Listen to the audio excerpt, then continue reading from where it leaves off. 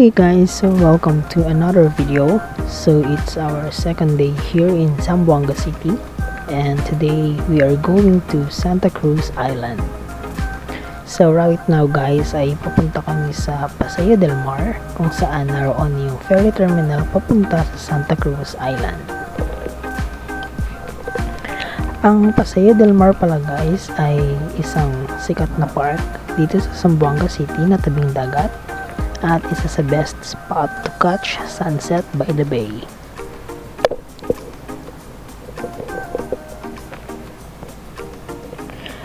Alright, so before riding the boat, so we need to register first and pay the necessary fees, and there is also a 5-minute orientation regarding the do's and don'ts in the island.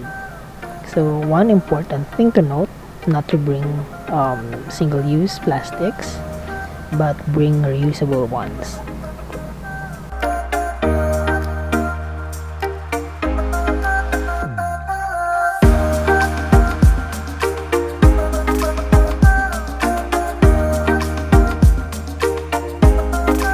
Ito na yung Kailan.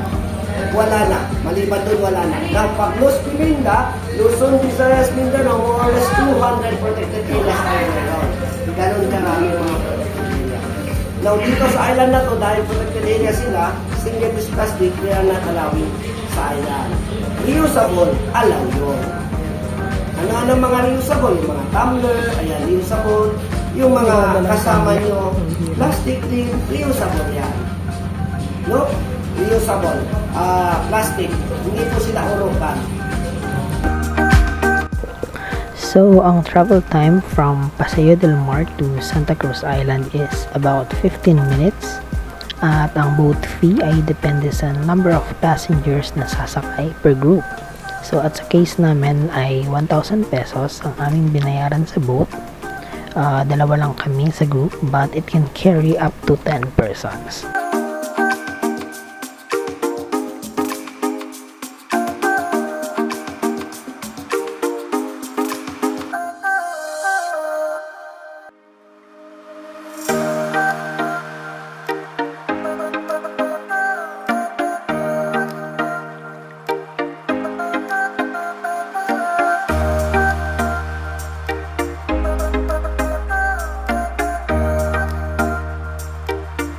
Hello guys, so welcome to Zamboanga City, at nandito tayo ngayon sa Santa Cruz Island, or kung saan tayo naroon ay nandito tayo sa Grande Islas, or yung sa Pink Sand Beach.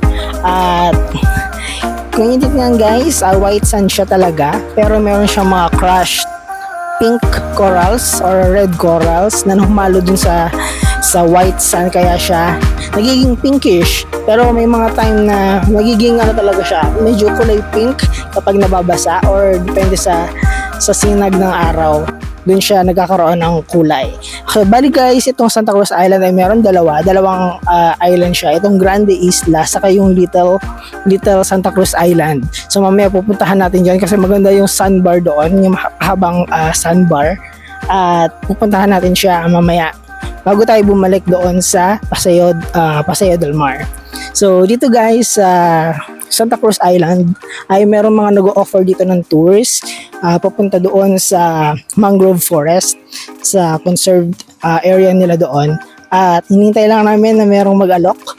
Meron dyan mga naglalakad-lakad na nag-aalok ng tour, at susubukan natin yon mamaya. So guys, bago tumawid pala dito sa isla ay kailangan mo na mag-register doon sa Paseo del Mar, tapos magbabayad ng boat fee. Ang binayaran namin guys, since dalawa lang kami, ay 1,000 pesos. Maliit na bangka yung sinakyan namin, good for up to 5. So 1,000 pesos up to 5 person na yan. Since dalawa lang kami, isang bangka kami guys, so 1,000 pesos yung aming binayaran. Tapos hindi na kami kumuha ng cottage kasi saglit lang naman din kami dito sa island. So for the meantime, lakad-lakad muna tayo dito sa Grande Islas at enjoy natin itong magandang tanawin at yung beach dito sa Zamboanga.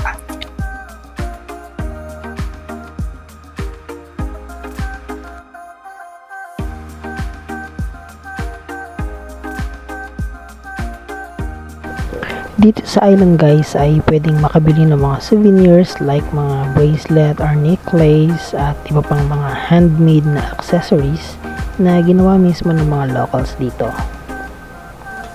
Meron ding mga nagtitinda ng mga snacks at pwede din magpaluto ng mga meals.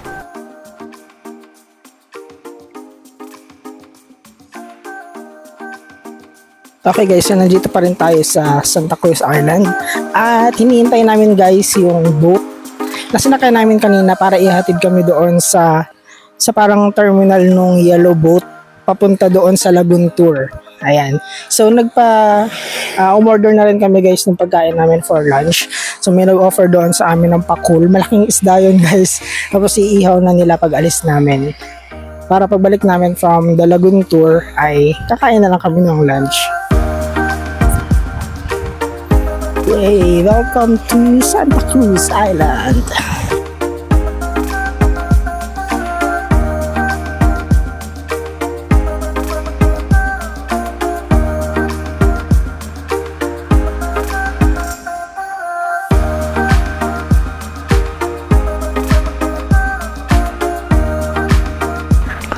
Ang Mangrove Lagoon Tour ay nabuo sa pakikipagtulungan ng local management ng isla at ng mga tribong Badjao at Tagsog na nakatira dito.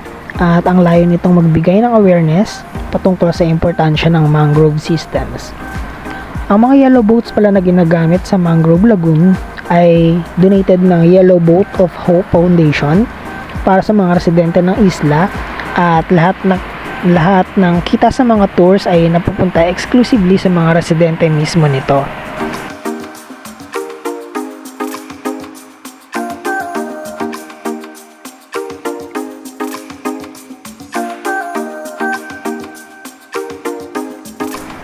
Very informative ang Lagoon Tour na ito dahil piniliwanag ng mabuti ang benepisyo ng mangrove sa environment maging sa mga nakatira sa isla. At ipinagmamalaki nila dito ang isang puno ng hybrid na mangrove saan magkasama yung babae at lalaking bakawan. Meron nga silang inside joke dito na tinatawag nila itong My Forever. Sa part na ito ay pinaliliwanag ng aming guide kung ano ang difference ng babae at lalaking bakawan. At ito ay malalaman sa pamamagitan ng kanilang mga dahon.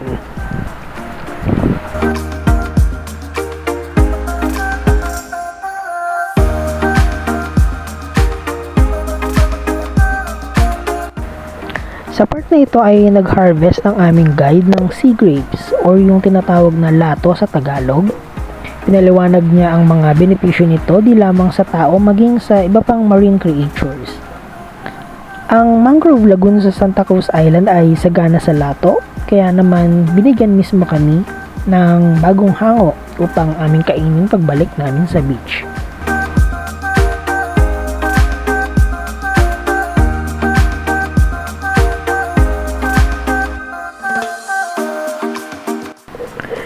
Sumunod ay nagtungo kami kung saan naroon ang madaming jellyfish. A little bit scary, pero pinaliwanag ng aming guide na ang mga jellyfish na ito ay stingless at safe naman hawakan. Itinuro ng guide kung paano ito hawakan dahil hindi pwedeng magtagal sila sa ibabaw ng tubig dahil sila ay mamamatay. Ang mga jellyfish na ito ay tinatawag ding upside down jellyfish dahil sila ay natural na nakataob at nasa ibabaw ang kanilang mga tentacles.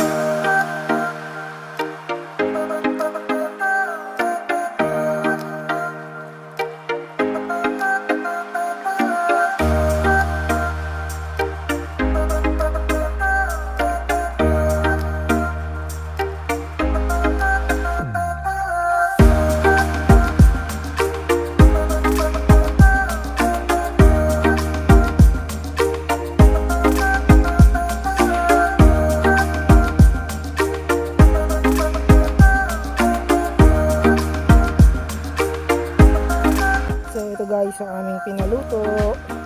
Yan, sa may rice kami. Ito yung pakul, malaking isda siya, 1.5 kilos na ihaw. Tapos yung sa aming lagoon tour, binigyan kami ng lato. Yan, ready to eat na siya. So, kain tayo guys!